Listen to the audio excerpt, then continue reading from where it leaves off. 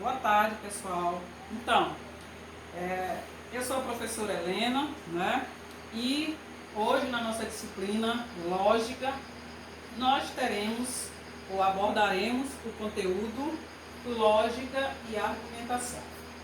Então, nós sabemos que nós precisamos, para que a gente possa compreender melhor a questão da lógica, da argumentação, em termos de produção de proposições, em termos de produção de argumentos, em termos de construirmos os nossos argumentos, nosso raciocínio. Então, nós precisamos aqui de algumas definições de lógica.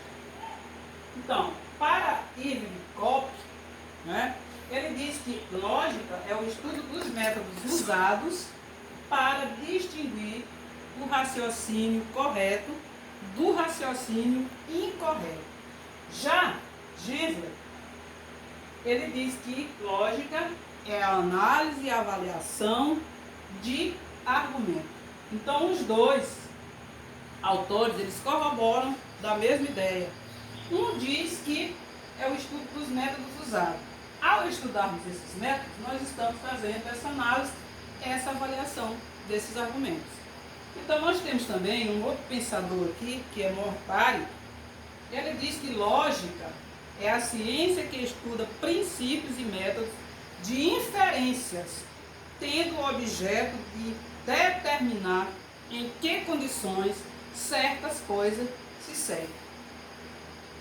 Então, principais fundamentos da lógica, segundo Aristóteles, ou seja, principais fundamentos da lógica aristotélica.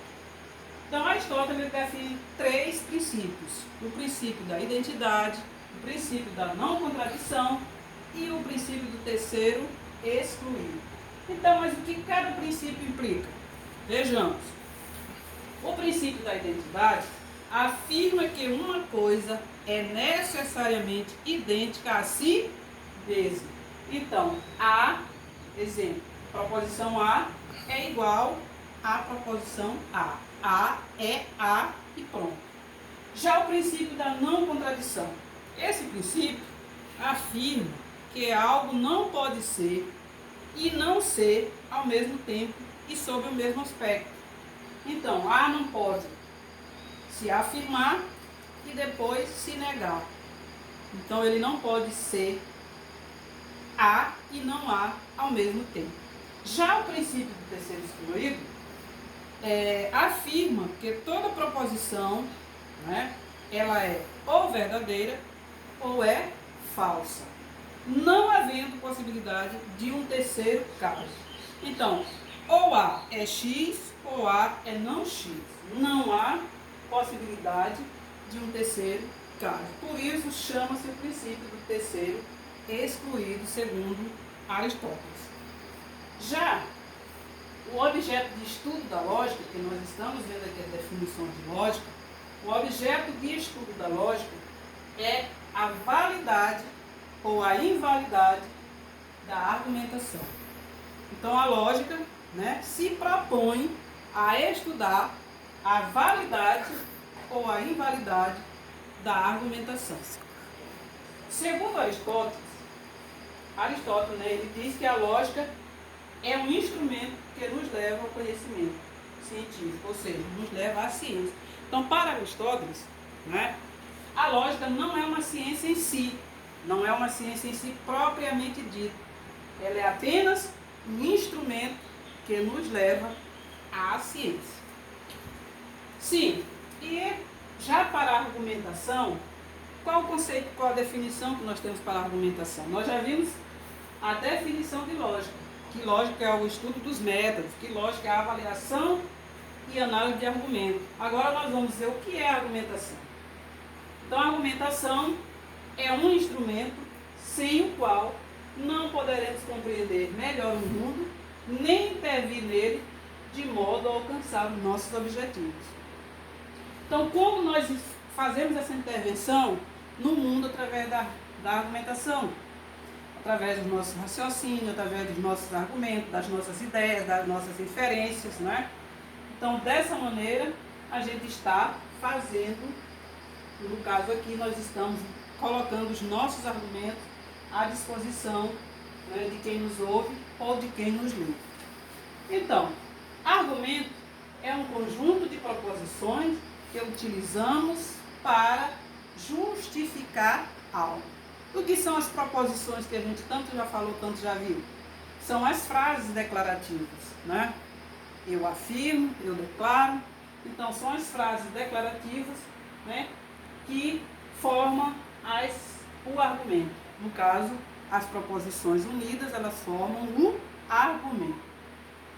Exemplo. Nós temos um exemplo aqui de um argumento. Então, nós temos aqui, todo homem é mortal. Sócrates é homem. Portanto, ou logo, Sócrates é mortal. Nós temos aqui um conjunto de proposições que vão formar um argumento, né? Aí nós vamos ver se esses argumentos, se essas proposições que formou esse argumento, se ele é verdadeiro ou se ele é falso. Aí entra a lógica. A lógica que vai validar ou não esse argumento. Tipos de argumento. Quais são os tipos de argumento? Nós já vimos que existe o argumento e que o argumento é um conjunto de proposições que utilizamos para justificar algo, alguma coisa, não é? Mas quais são os tipos de argumento? Nós temos 2 tipos de argumento, segundo alguns estudos, algumas análises. Existe o argumento categórico e os argumentos hipotéticos. Vejamos aqui em que consiste cada um desses argumentos. O que seria um argumento categórico, né? O argumento categórico, no caso, são aqueles compostos por premissas representadas por enunciados simples. O que são as premissas? Nós já vimos que um argumento ele é um conjunto de proposições e nesse argumento nós temos as premissas, né? No caso deste argumento, nós temos a premissa 1, a premissa 2 e a conclusão, que é, né, a conclusão de toda essa argumentação. Então vejamos o que é um argumento categórico. São aqueles compostos por premissas representadas por enunciados simples em que observamos um quantificador, um sujeito e um verbo de ligação que também chamamos de fórmula. Por exemplo, no exemplo que eu vou citar, nenhum aluno é autoridade. Como podemos identificar os enunciados simples desse argumento? Nós podemos observar, por exemplo, qual é o quantificador desse exemplo? Nenhum aluno é autoridade. O quantificador seria nenhum. Qual seria o sujeito? Aluno. Qual seria o verbo ou a cópula? É. E qual seria o predicado? A autoridade. Então, quando nós observamos esses itens desses argumentos, nós vamos dizer que esse argumento ele é um argumento categórico. Vejamos o argumento hipotético. O que é um argumento hipotético? São aqueles compostos por sentenças conjuntivas, disjuntivas, condicionais ou bicondicionais. Então, os argumentos hipotéticos são esses. E eles estão subdivididos, né?